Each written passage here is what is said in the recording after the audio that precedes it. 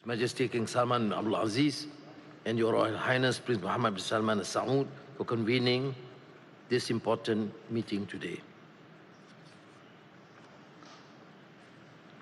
Excellencies, ladies and gentlemen, I concur with the many excellent points and recommendations made by fellow leaders. Their views reflect a united voice of the Muslim Ummah, born out of the surge of shared conviction among our people. We acknowledge that the circumstances confronting the Muslim world and the Ummah has been most trying and challenging.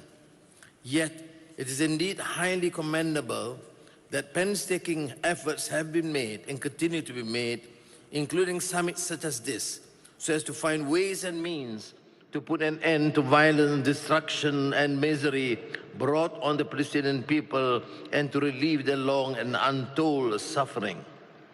Israel no longer belongs within the civilized community of nations, and its barbarism demands nothing less than decisive action to safeguard not just the Middle East, but the entire global order. 50 years ago, the world was so horrified by the atrocities in South Africa that the United Nations General Assembly took the unprecedented step of denying its government a seat of the Assembly.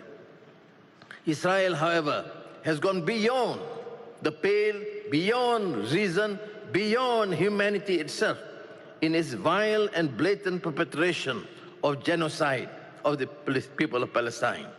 These cumulative acts of violence against an entire nation leaves us with no choice but to demand the swift and effective action of the international community, including embargo, suspension, and even expulsion. In its relentless campaigns, Israel has now struck at the very heart of the international community's lifeline for Palestine by targeting the United Nations Relief and Works Agency for Palestine refugees. By barring Anwar from operating, Israel is causing the collapse of the world's humanitarian response, cutting off the most basic means of survival in Gaza for those who have already lost so much. We must put an end to this continued senseless carnage and take immediate steps to furnish more effective protection for the UNRWA. We must accord better protection for the UN peacekeepers in Lebanon, comprising nearly 50 nations, including Malaysia, who have been attacked and terrorized by Israeli forces. The international community must act swiftly and forcefully. As an immediate measure, we must push, as Malaysia did at the UN General Assembly in September, to impose an immediate arms embargo against Israel. Nevertheless, the severity of Israel's assault on humanity's most basic rules of international compact deserves consideration of a more serious response. For the sake of not only the Palestinian but humanity itself, we must punish and deter Israel's repeated violations of international law and norms.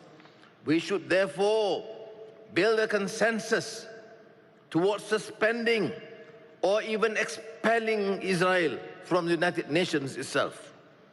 Israel's trail of atrocities has already spread into Lebanon, Yemen, Syria, Iraq, and Iran. If the world turns away now, this violence will not remain contained. It will ignite a fire that threatens to engulf the entire region and the rest of the world. At the end of the day, the most aspects of our concern are the victims. It is therefore imperative that we redouble current efforts to help rebuild Gaza from the ruins of destruction. Of crucial importance is implementing the plans without any undue delay. We must draw a line in the sand, not only as Muslims, but as fellow humans, united and bound by our fragile mortality and committed to a simple truth, a wish for a safer, kinder world for our children and the generations to come. Thank you.